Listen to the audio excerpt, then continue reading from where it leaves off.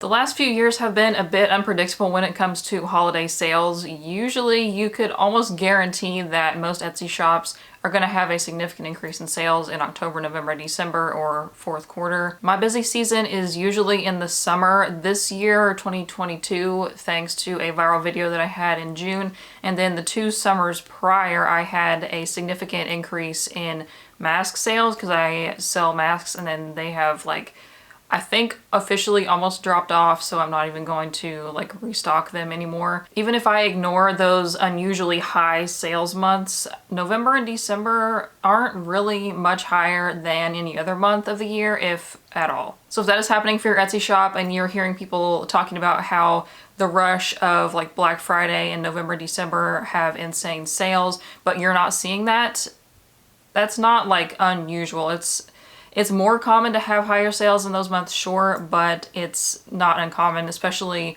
depending on your niche. And I realize that I am posting this right before Thanksgiving, so it's maybe a bit late to help you this year, but things to keep in mind for the next holiday season or to prepare whenever your busy season is. So just for example, if you have bridal, wedding stuff, your busy season is probably not in the winter. It's going to be more of summer and fall. So this is just what I did to prepare for the busy season if it comes. My shop has been pretty slow the past few months. So my super highest of month ever of sales was this past June.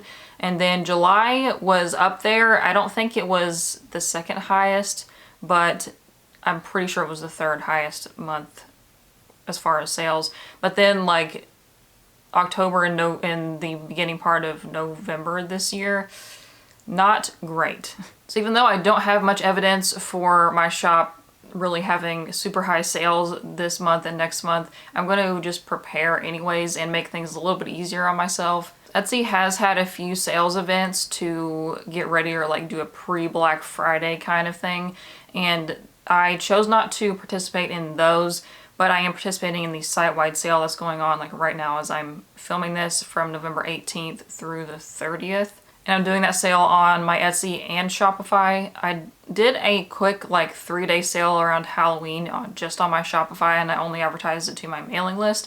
But other than that, that's about it as far as sales that I'm doing. Kind of going off script for a minute, a lot of people that watch my videos and comment and stuff are really hesitant about running sales.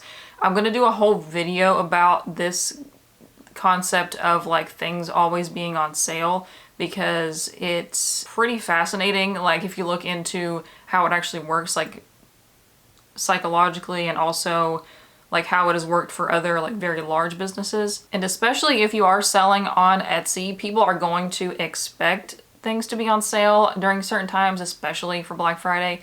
So you need to have your prices set to where you can run a sale and not necessarily lose money. A lot of people seem to have the idea that it's disingenuous to mark up your prices and then put them on sale, but that's literally what every business in existence has done since ever.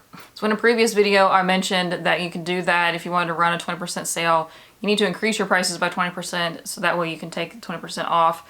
And I don't suggest to do that overnight, but when you set your prices to begin with, you need to keep that in mind, because especially if you're selling on Etsy, people are going to expect that items are on sale at a certain point, or they're going to follow you and then wait until you have a sale to make a purchase. And just a side note to my side note, if you just increase your prices by 20% and then take 20% off with the sale, it doesn't add up, so you need to do that math ahead of time.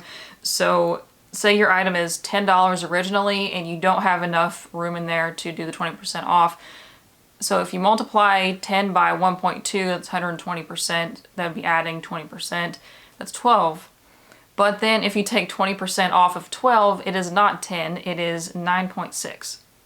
So, or 9.60, whatever. So if you wanted to do that, if your item was $10 and you wanted it to be able to take off 20% and still make $10, then you need to set the price at $12.50.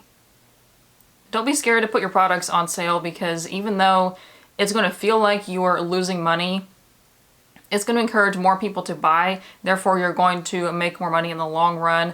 But the key is you have to make sure that your prices are set ahead of time in such a way that you're going to still make a profit after the sale or after the discount, or if you offer wholesale or whatever it is, because you're going to sell more units, but you may not make as much per unit. Getting back on track a little bit, so my first priority when I was getting ready for Black Friday was to double check my prices. Shipping costs have gone up. They do go up every year. Just get used to it. I made sure that the new shipping cost wasn't like way over what I had allotted for in my items that may qualify for free shipping. I also went through and double checked the cost for me to buy materials now in case some of my material costs have gone up, because some of my fabric that I get is like $1 or $2 more. So I wanted to make sure that I accounted for that, because you know, I'm going to need to buy more eventually. So I don't want to be surprised and then like not make money on them when I do need to buy new materials. But I actually made the decision to lower the prices on about half of my products.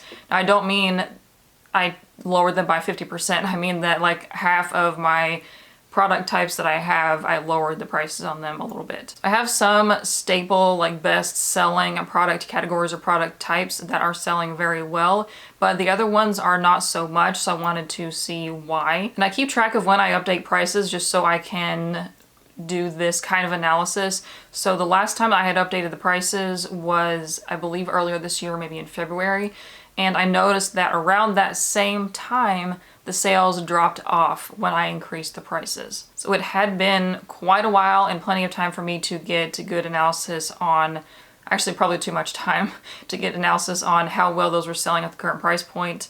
So originally those products, like before that last update in February, those products had been way underpriced, and I was selling a lot more wholesale, and I was actually not making any profit at all on my wholesale because I didn't price them correctly. So I raised them quite significantly, like some of them almost doubled, because there was like one product in particular that I was losing money on. So don't do that. It is okay to adjust your prices. I try to do this about twice a year, following this analysis pattern of seeing like, okay, this is the day that I changed the price and this is what happened to the sales. It went up or it went down. The tricky part is earning a decent profit, but also not pricing them so high that you don't sell any. It is better sometimes to have a lower profit margin if you're going to sell more of that item, especially if it's something that's not super labor intensive, versus something with a really high profit margin but no sales. The price decrease this time around on those products on average is about 10 to 15% off of like what they were previously priced at. So I will go back in a few months, probably it's November, maybe like May of next year before the busy season takes off for me again, and see how they compare to now, like as far as sales.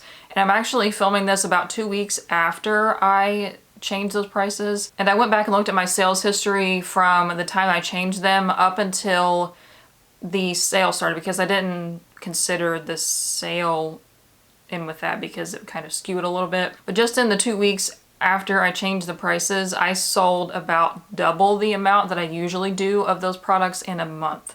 2 weeks is definitely too soon to tell definitively that that's a good price for that item, because it might have been just a coincidence that people bought more of them. But doubling my sales in 2 weeks versus a month sounds promising so far. Next, I needed to sort out my inventory. So I have my inventory pretty well tracked in a Google Sheet and also in the app called Trunk. And my last big restock a few months ago included some things that I have the materials for but haven't made yet.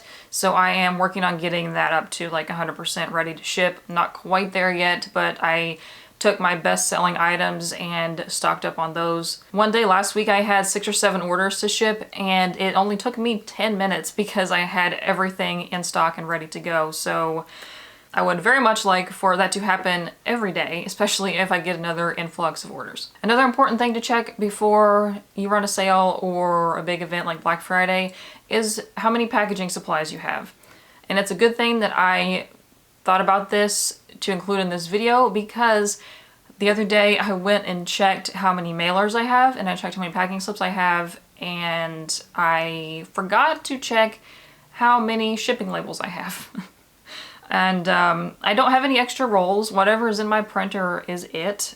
I thought I had 2 extras, but apparently I went through the 2 extras. And I went back and checked the order, like the invoice from when I ordered supplies last.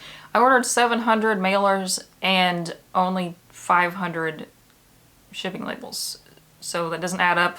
And that's why I thought I had more than I did. And I ordered those before I started filming this so I wouldn't forget. But that is something that's very important to check. Check your supplies and like your materials to make your products and also your mailers and stuff, because shipping could get congested. It actually already is congested. I've had several orders get lost in the mail already, and one was actually stolen. Like USPS contacted me that it was stolen. I posted the story about that in my community tab here. But I wouldn't count on, like, from Black Friday to like after Christmas, I would not count on getting any supplies like in a hurry because of shipping issues and delays and whatever else is going to happen. So based on my previous sales history, I definitely have enough mailers, but if I run out, I'm not going to be disappointed because I have quite a few. Like, I think I have 100 of my most common mailers and like several hundred of the other sizes that I could use if I had to. So if I run through all of those, that would be nice, but I'm not holding my breath. And something else that I am doing this year, so I just want to take some time to do things that I want to do, especially since the whole fiasco and craziness around like June and July this year with that video going viral and not having barely any time to like sleep or eat or anything. I want to take some time to do stuff that I like, so I have been spending time doing that, and I'm going to do that over the holiday, like Thanksgiving holiday. I do enjoy sewing, but since my business is sewing, I kind of get bored with just making my products over and over and over again, and not much thought going into them. It's just like kind of mindless, repetitive, which is good sometimes, but